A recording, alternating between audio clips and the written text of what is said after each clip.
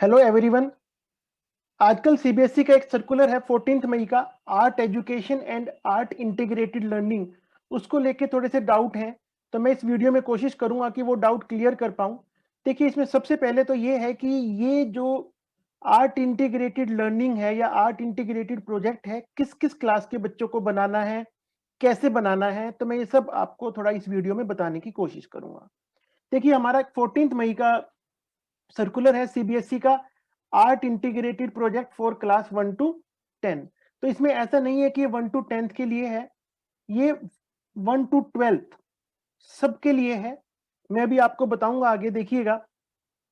देखिए, इस बार सीबीएसई ने स्टार्ट किया था art education and it is compulsory for class 1 to 10। और इसमें स्कूल को इंस्ट्रक्शन दी गई थी कि हर वीक कम से कम आपको 2 पीरियड लगाने ही लगाने हैं। लेकिन बाई चांस कोरोना की वजह से ये हमारा पूरा साल स्कूल बंद रहा है, तो ये 2 पीरियड हमारे नहीं लग पाए हैं। लेकिन हमें इसके ऊपर प्रोजेक्ट बनाना है। तो देखिए, क्लास 1 to 8 के जो बच्चे हैं, इनको जो प्रोजेक्ट बनाना है वो है ट्रांस डिसिप्लिनरी नेचर पे। यानी इनको एक ही प्रोजेक्ट बनाना है, सिर्फ एक प्रोजेक्ट बनाना है किसी भी सब्जेक्ट पे। और कोशिश ये करनी है कि वो प्रोजेक्ट रिलेट करे आपस में। जैसे मान लीजिए साइंस के टीचर ने कोई प्रोजेक्ट बनवा दिया, तो इंग्लिश के टीचर उनको बता दे, उसमें जो वर्ड्स हैं उसका मतलब बता दें कि ये क्या होगा। तो इस तरीके से एक ही प्रोजेक्ट को रिलेट करना है सारे सब्जेक्ट से। और जो 9th और 10th के बच्चे हैं, उनको जो प्रोजेक्ट बनाना है वो हर सब्जेक्ट का अलग अलग बनाना है। लेकिन इंडिविजुअल बनाना जरूरी नहीं है, ये 4 to 5 बच्चों का ग्रुप बन सकता है।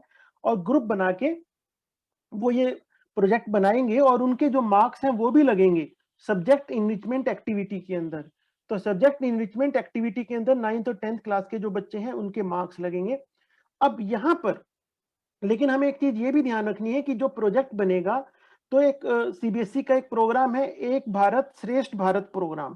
तो इस एक भारत श्रेष्ठ भारत प्रोग्राम के अंदर उन्होंने लिंक किया हुआ है हर स्टेट को किसी दूसरी स्टेट से। जैसे हमारी दिल्ली को उन्होंने लिंक किया हुआ है सिक्किम से। तो यहाँ पर बच्चों को हम जो भी प्रोजेक्ट देंगे, तो वो सिक्किम से रिलेट करके देंगे। तो सीबीएसई ने हालांकि कुछ सजेस्ट किए हुए हैं, मैं लिंक में डाल दूंगा, लेकिन उसमें एक प्रॉब्लम है कि उन्होंने लिंक नहीं किया उसको सिक्किम से। तो मैंने यहाँ पर आप एक एग्जांपल देख सकते हैं, 10th क्लास का मैंने इंग्लिश का एग्जांपल दिया है। तो इससे आपको थोड़ा आइडिया हो जाएगा कि हमें किस तरह से ये एक्टिविटी देनी है। अब यहाँ पे मैं थोड़ा और एक चीज और क्लियर कर दूं कि ये कोई जरूरी नहीं है वैसे कि हर सब्जेक्ट को हम सिक्किम से रिलेट करें, क्योंकि उन्होंने बोला है कि मिनिमम 1 प्रोजेक्ट, कम से कम एक प्रोजेक्ट तो होना ही चाहिए। ज्यादा है तो अच्छी बात है। तो इस तरह से हम इन सिक्किम से रिलेट करके उनको ये प्रोजेक्ट दे देंगे बच्चों को। और उसके बाद आप ये देखिए, यहां पर फिर से मैं आपको बताना चाहूंगा कि उन्होंने लिखा है कि जो 10th के मार्क्स हैं वो इंटरनल असेसमेंट में लगेंगे, सब्जेक्ट इनिचमेंट एक्टिविटी में। और art integrated learning it is for up to 1 to 12, 1 से 12 तक के लिए, सबके लिए है। तो 11th और 12th वालों को भी ये प्रोजेक्ट बनाना है। लेकिन मैं यहां पर इस सर्कुलर के हिसाब से आपको देखिए क्लियर करना चाहूंगा कि एक भारत श्रेष्ठ भारत के अंडर जो है, it is for 1 to 10th कि हमें सिक्किम से रिलेट करना है। 11th और 12th के लिए यहां पर कहीं मेंशन नहीं है कि हमें इसको सिक्किम से रिलेट करना है। इसके बाद यहां पर देखिएगा, बहुत अच्छे से इन्होंने क्लियर किया है सीबीएसई ने कि इस साल वो क्या इंप्लीमेंट करना चाहते थे। Art education up to class 10th, art integrated project up to class 10th, implementation of art integrated learning up to class 10th। तो इस तरह से हमें ये प्रोजेक्ट देना है। अब जो प्रोजेक्ट देंगे बड़ा सिंपल है, आपने बच्चों को टॉपिक बताना है, वो अपने आप बना लेंगे। और ये कोई जरूरी नहीं है कि वो रिटर्न में बनाए। इतने सारे देखिए, क्योंकि वो आर्ट से रिलेट करना चाह रहे हैं, तो वो कुछ भी कर सकते हैं, वीडियो बना सकते हैं, फोटोग्राफी कर सकते हैं, पीपीटी बना सकते हैं, डिजाइनिंग कर सकते हैं, स्केचिंग कर सकते हैं, कुछ भी, इतनी सारी एक्टिविटी है, कुछ भी कर सकते हैं। तो आप उनको बस टॉपिक बता दीजिए, वो आपको, बच्चे बड़े स्मार्ट हैं आजकल, वो आपको बना के भेज देंगे। तो जरूरी नहीं है कि आप रिटर्न वर्क ही लें। जैसे अगर उन्होंने कोई स्लाइड बनाई है तो उसकी आप मंगवा लीजिए। हाँ, लेकिन आप जो भी कुछ करते हैं वो कम से कम 1 साल तक आपको अपने रिकॉर्ड में रखना है, क्योंकि सीबीएसई वो आपसे कभी भी मंगवा सकती है। तो आप उसको अपने रिकॉर्ड में जरूर रखिएगा। उसके बाद सीबीएसई ने एक और बड़ी अच्छे से एक बात एक्सप्लेन की है कि 10th और 12th के एडमिट कार्ड तभी डाउनलोड होंगे जब हम ये सारा डाटा उसके अंदर फीड कर देंगे। अब डाटा कैसे फीड होगा? तो सीबीएसई ने एक साइट दी है, यहाँ पर हमें डाटा फीड करना है। तो मैं आपको थोड़ा वो भी बताना चाहूँगा। हाँ, एक चीज़ और बतानी है मुझे यहाँ पर कि जब हम डाटा फीड करेंगे अभी, तो जैसे 6th क्लास है, तो 6th क्लास के मान लीजिए 5 सेक्शन है आपके स्कूल में, तो हमें 5 सेक्शन के अलग-अलग डाटा फीड नहीं होना है, वो एक ही साथ डाटा फीड होगा।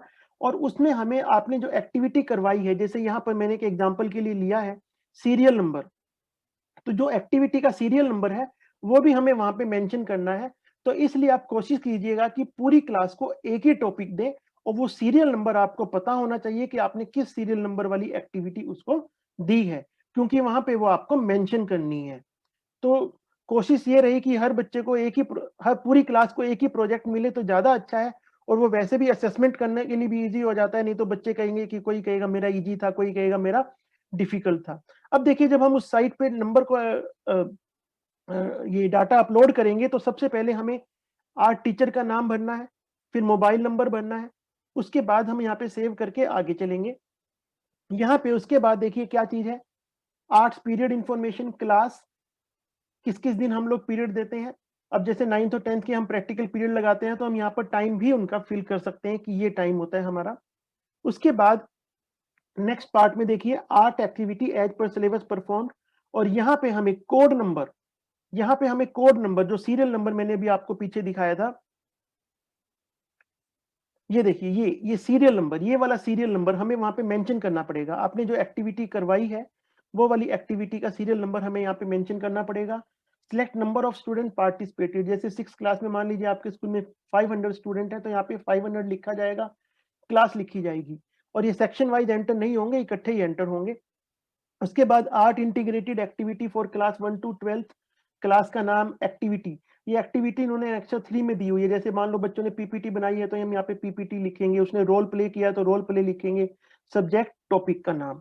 इसके बाद हमारा नेक्स्ट डाटा आएगा, इसके अंदर हमें क्लास लिखनी है, सब्जेक्ट लिखना है, और प्रोजेक्ट कितने टाइम में कंप्लीट हुआ, 1 महीने में, 15 दिन में, वो सब भी हमें मेंशन करना है यहाँ पर, और किस दिन प्रोजेक्ट की डेट थी, स्टार्ट किया था, किस दिन खत्म हुआ। तो ये सारा डाटा हमें 1 टू 12 पूरी 1 टू 12th क्लास का यहाँ पर हमें फीड करना है। तो मुझे लग रहा है कि इस वीडियो में शायद मैंने आपके काफी डाउट्स क्लियर किए होंगे। Thank you.